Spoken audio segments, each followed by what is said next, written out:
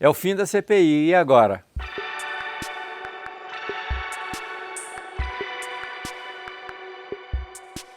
A CPI acabou e o relatório está nas mãos do Procurador-Geral da República, que se mostrou comprometido com a causa. Será? Tudo vai depender do Alcolumbre, se libera o André para o Supremo Tribunal, o indicado de Bolsonaro, ou se vai o Aras. Bom, na verdade, colocando fora desta discussão que me parece que foi colocada algumas semanas atrás a respeito dessa vaga do Supremo Tribunal Federal, eu que assisti praticamente todos os depoimentos da CPI, entendi que essa CPI era política, mas claramente o começo era atingir o presidente Bolsonaro, né? Principalmente pelo relator Renan Calheiros, que tem interesse na aliança com o PT lá no estado dele. Apoia, inclusive, o ex-presidente Lula. Bom, a verdade é que eles nem também sabiam da extensão da questão da Covid.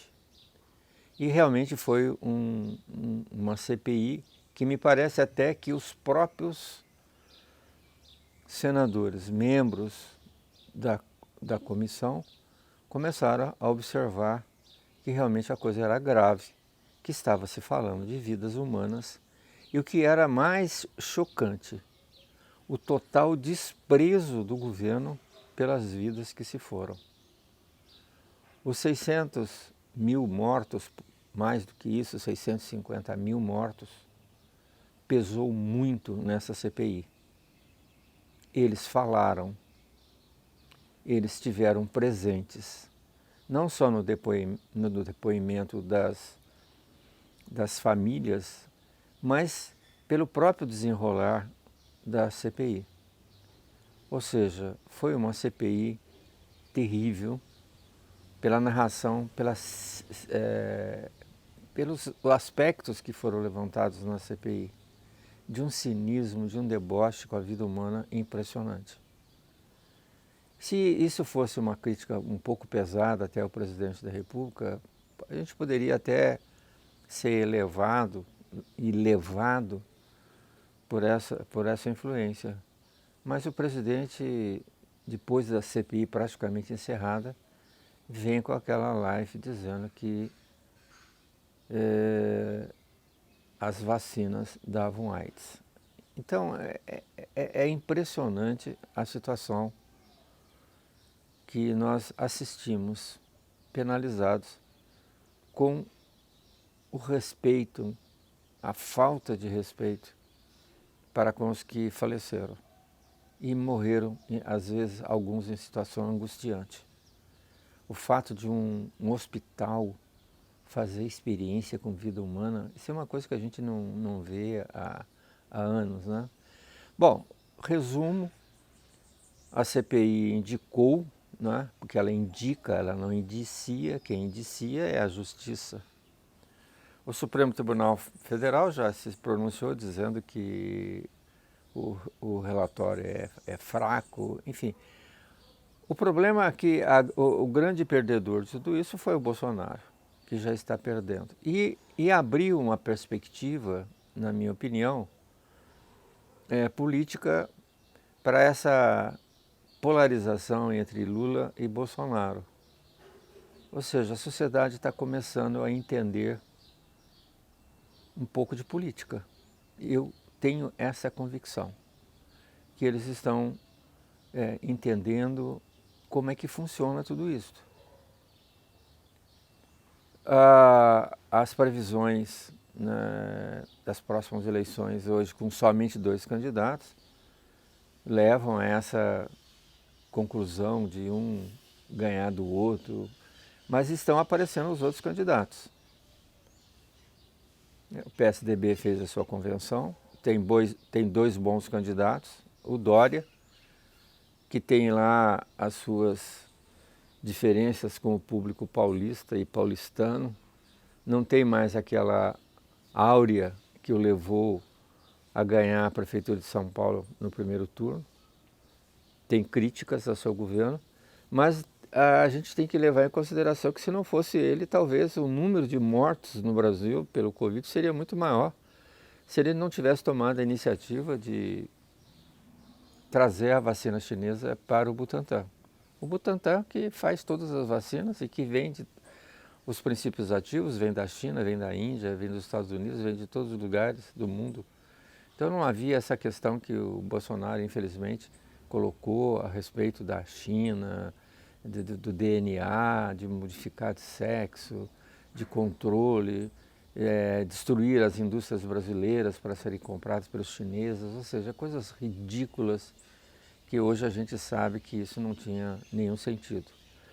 Mas tem aí o Dória e esse jovem político do Rio Grande do Sul que levantou o Rio Grande do Sul, né?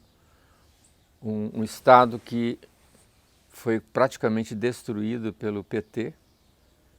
Né? O antigo governador teve dificuldades, que era do MDB, e ele conseguiu colocar as finanças do Rio Grande do Sul em ordem. O Moro com certeza não vai ser candidato. É lógico que não vai ser candidato. Ele sabe que qualquer cargo eletivo que ele vá se candidatar, ele será sempre um estranho no ninho em qualquer lugar. Imagine levar a luta da Lava Jato para dentro do Senado brasileiro ou para dentro da Câmara dos Deputados. Será um ilustre desconhecido, porque ninguém vai ouvi-lo, porque é lá que estão, né, os perseguidos pela Lava Jato. Então, eu acho que ele talvez apoie algum outro candidato. Mandetta também, acredito que não, que foi importante também no combate à Covid. Enfim, o Ciro, esse Ciro que nós conhecemos, né? Combativo, agressivo, e que tem seu eleitorado que vai até o final. Então, eu acho que o cenário para 22 começa a se desenhar. As últimas pesquisas mostram que a diferença entre o Lula e o Bolsonaro estão caindo. Ou seja, está caindo a diferença entre o Lula e o Bolsonaro, os dois estão descendo. Então, é sinal de que a população está começando a abrir os olhos na expectativa, na esperança de um novo candidato ou talvez de uma terceira via, que não existe terceira via, porque no Brasil não tem direita, não tem esquerda, que terceira via? Seria o centrão? Não, não é o centrão. Teria que ser um candidato que pensasse nas coisas do país. Numa economia brasileira que está numa situação extremamente complexa, difícil. Teríamos um ano de 22 muito difícil economicamente. Não vamos conseguir diminuir o número de desempregados, a inflação vai ser alta, a taxa de juros está subindo e vai subir mais ainda. Ou seja, nós estamos num processo de fura-teto, fura tudo, fura a inflação, fura a taxa de juros, fura a taxa de câmbio, fura o teto, ou seja, um ano terrivelmente difícil para um cenário político eleitoral. E daí, aquele que for esperto, que tiver maior base ou força política, vai conseguir se eleger. Então, eu acho que a CPI da Covid trouxe assim para a sociedade brasileira um retrato muito claro do que é a política brasileira e do como nós somos governados. Não só por esse presidente, mas também pelos presidentes anteriores. E nós precisamos mudar esse perfil de se pensar um pouco mais na sociedade, no povo. Enfim, o Brasil precisa melhorar. Brasil, pátria amada, enganada.